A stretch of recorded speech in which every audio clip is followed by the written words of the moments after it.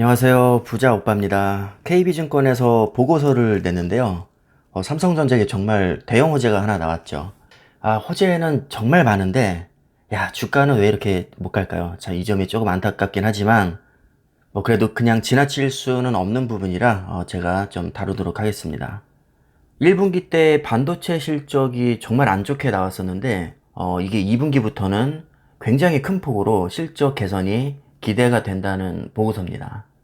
1분기 때 반도체 실적이 안 좋게 나왔던 가장 큰 원인 두 개를 꼽자면, D램 상승폭이 생각보다 그렇게 크지 않았습니다. 당초 예상은 사실 1분기부터 슈퍼사이클이 시작될 것으로 봤는데, 고정가가 생각보다 큰 폭으로 오르지 않았었죠. 반도체에는 고정가와 현물가가 있는데, 고정가는 아마존이나 애플, 마이크로소프트 같은 기업 간의 거래를 할 때 기준점이 되는 가격이라고 생각을 하시면 되고요. 현물가는 그냥 지금 시세라고 생각을 하시면 됩니다. 자, 그런데 중요한 것은 이 고정가로 거래되는 비중이 삼성전자는 거의 90%에 육박을 하기 때문에 현물가보다는 사실 고정가가 훨씬 더 중요하거든요.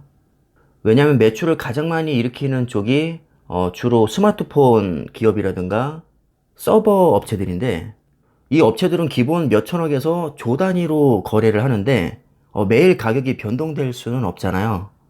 그래서 가격을 고정을 시켜놓고 거래를 하는데, 이 고정가는 현물가를 따라가는 경향이 있습니다. 삼성전자 입장에서 봤을 때 만약에 현물가가 상승 추세에 있다면 고정가도 빨리 반영되는 게 유리할 것이고, 현물가가 하락 추세에 있다면 늦게 반영되는 게 유리하겠죠. 사실 D램 가격은 이미 작년 말부터 오르기 시작했습니다. 실제 언론에도 많이 보도가 되었었죠. 그런데 일반적으로 고정가나 현물가를 따로 언급을 하지 않으면 제가 볼 때는 현물가를 기준으로 말을 하는 경우가 많은 것 같습니다. 그래서 우리가 언론을 통해서 D램 가격이 올랐다든가 D램 슈퍼사이클이 시작됐다는 말을 들으면 왠지 삼성전자 실적이 굉장히 좋아질 것으로 생각을 할 수 있지만, 사실 따지고 보면 고정가에 빠르게 반영이 되지 않았기 때문에 실익은 크지 않다고 이해를 하시면 될 것 같습니다. 자, 그런데 2분기부터는 현물가도 더 큰 폭으로 오르고 고정가에도 이제 본격적으로 반영이 되기 때문에 특히 메모리 반도체 쪽에서 실적이 아주 좋게 나올 것으로 예상을 하고 있습니다. 그리고 또 하나의 중요한 이슈가 있었죠. 1분기 반도체 실적이 안 좋게 나왔던 큰 원인 중에 또 하나는 미국 오스틴에 있는 파운드리 공장이 몇 개월 동안 정전으로 인해서 피해를 많이 봤습니다. 피해 규모가 최대 4천억까지 지금 예상이 되고 있는데, 파운드리는 메모리 반도체와는 달리 아직은 기초 체력이 좀 약한 편이거든요. 왜냐하면 메모리 반도체는 지금 29년 연속으로 세계 1위를 하고 있지만, 파운드리는 TSMC라는 거의 넘사벽 같은 선두 기업이 있기 때문에 4천억 정도의 피해로도 이게 체감적으로는 굉장히 크게 느껴질 수가 있습니다. 만약에 메모리 반도체 쪽에서 4천억 정도 손해가 났다면 사실 별거 아닐 수 있거든요. 근데 가뜩이나 지금 파운드리는 이제 막 대규모 투자가 들어간 시점이고, TSMC에 비해서 점유율도 3분의 1밖에 안 됩니다. 정말 전력 질주를 해도 TSMC를 따라갈까 말까 한 상황에서 갑자기 이렇게 예상치 못한 정전으로 인해서 거의 4천억 가까운 피해가 발생하니까 아무래도 투자자 입장에서는 굉장히 불안하게 느껴질 수가 있겠죠. 이렇게 크게 두 가지 이유로 1분기 반도체 실적이 생각보다는 좀 많이 안 좋게 나온 것은 사실입니다. 그런데 2분기부터는 오스틴 파운드리 공장도 거의 정상화가 될 것으로 보고 있고, 미국 텍사스 주정부로부터 보상금을 2분기 때 받기로 되어 있거든요. 그래서 파운드리 실적은 2분기 때 빠르게 회복이 될 것 같고, 이 메모리 반도체 역시 큰 폭의 가격 상승으로 인해서 아주 좋은 실적이 나올 것으로 지금 전망을 하고 있습니다.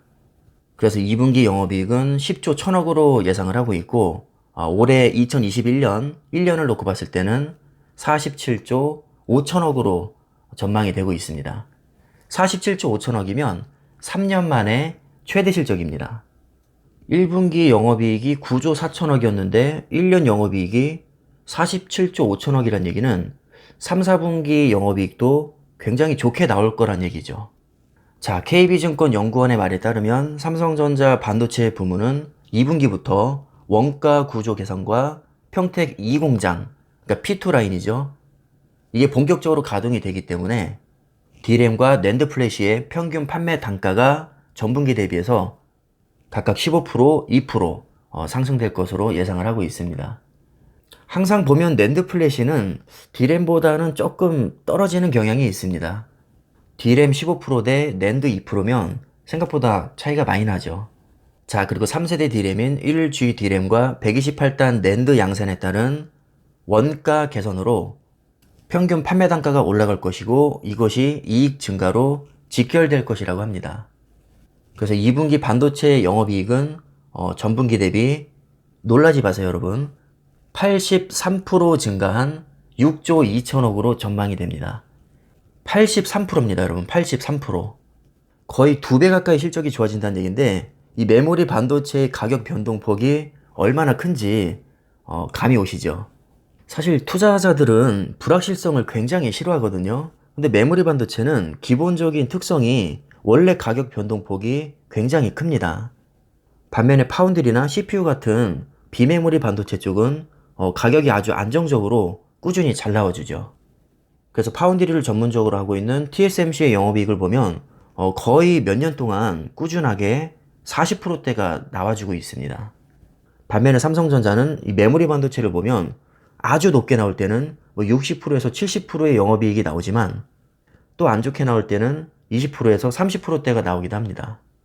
그래서 메모리 반도체는 보통 몇 년을 주기로 슈퍼사이클과 불황기가 이렇게 번갈아 가면서 오게 됩니다. 그래서 슈퍼사이클 때는 주가가 올랐다가 또 불황기 때는 주가가 꺾이는 그런 현상도 자주 보이고 있고, 특히 최근 추세를 보면 슈퍼사이클을 앞두고 1, 2년 전부터 또 선반영이 되기도 합니다. 물론 장기적으로 봤을 때는 결국은 우상향이지만 단타를 치기에는 은근히 까다로운 종목이죠. 자, 그리고 디스플레이 쪽도 애플한테 보상금이 이제 나옵니다. 2분기 때 보상금이 나오는데 그거를 제외하고도 24%가 전년 동기 대비 좋아질 것이고요. 10조 1000억으로 예상이 되는데 2020년 3분기 이후 3분기 만에 10조 원대를 회복하는 겁니다. 그래서 올해 영업이익은 전년 대비해서 11조 5천억이 늘어날 것으로 예상이 되는데 반도체 영업이익만 26조 6천억이 예상됩니다. 반도체 하나만 살아났을 뿐인데 전체 영업이익에서 68% 실적이 좋아진다고 합니다. 자, 제가 여러 번 말씀을 드렸던 것 같은데 삼성전자에서 가장 중요한 사업은 누가 뭐래도 반도체입니다.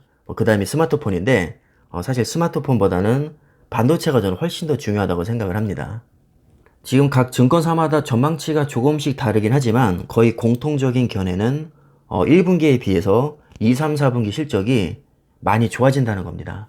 이 부분에 대해서는 거의 이견이 없기 때문에 2분기 이후부터는 좀 기대를 하셔도 괜찮을 것 같습니다. 주가에 얼마나 반영이 될지가 관건인데 이 정도 호재면 좀 주가도 올라주지 않을까 저는 그렇게 예상을 해봅니다. 늦어도 올해 하반기까지는 주가가 좀 시원하게 한방 터져줬으면 좋겠습니다. 저도 이제 조금 지루해지기 시작을 했거든요. 아무리 저가의 수량을 많이 모으는 것도 좋다지만 그래도 사람이라는 게 또 기분이 있잖아요. 수량 조금 덜 모아도 좋으니까 기분 좋게 시원하게 한방 터져줬으면 하는 바람입니다. 자, 그럼 오늘 영상은 여기까지 하겠습니다. 감사합니다.